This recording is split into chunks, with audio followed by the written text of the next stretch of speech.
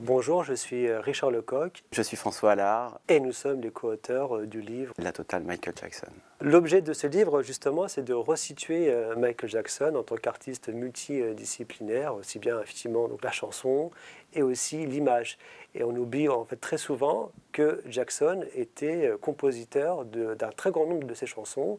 et aussi qu'il participait activement à la création de ses clips, qui d'ailleurs il appelait courts-métrages, short films en anglais.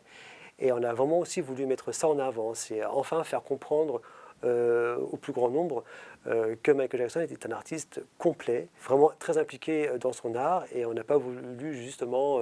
faire uniquement une compilation de très belles photos, ce qui est possible à faire, mais là on a vraiment voulu aller plus loin et expliquer autant que possible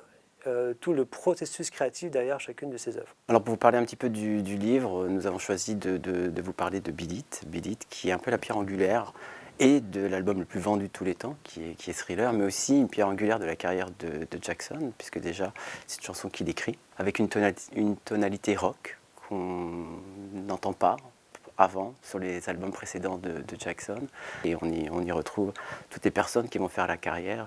Le groupe Toto, bien entendu, Greg Phillinganes, Bill Wolfer, qui dans le livre verrait une place à part entière. C'est un personnage qu'on a réinjecté aussi dans l'histoire de la carrière de Jackson, un personnage un petit peu oublié. Et puis plein d'anecdotes autour de ce son de caisse claire, par exemple, qui a été réalisé après qu'on ait enregistré un étui qui était tombé par terre et qui va donner cette caisse claire assez particulière. Vraiment, Beat It, c'est un moment décisif dans la carrière de Jackson parce qu'en plus de sortir un titre rock extrêmement crossover qui va plaire aussi bien au public blanc que noir, donc qui va vraiment toucher tout le monde,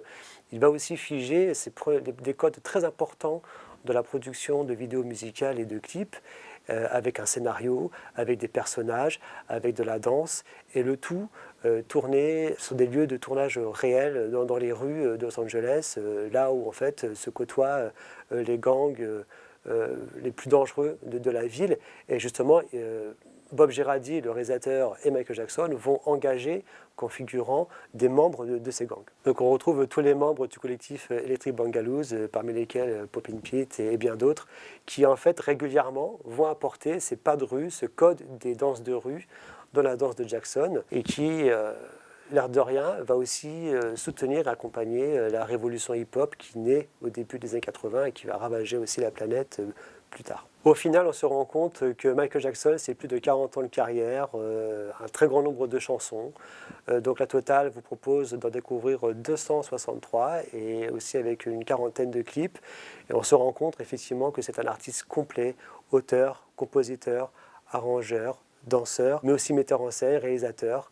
Et c'est toutes ces facettes de son talent qui sont mises en avant dans le livre La Totale.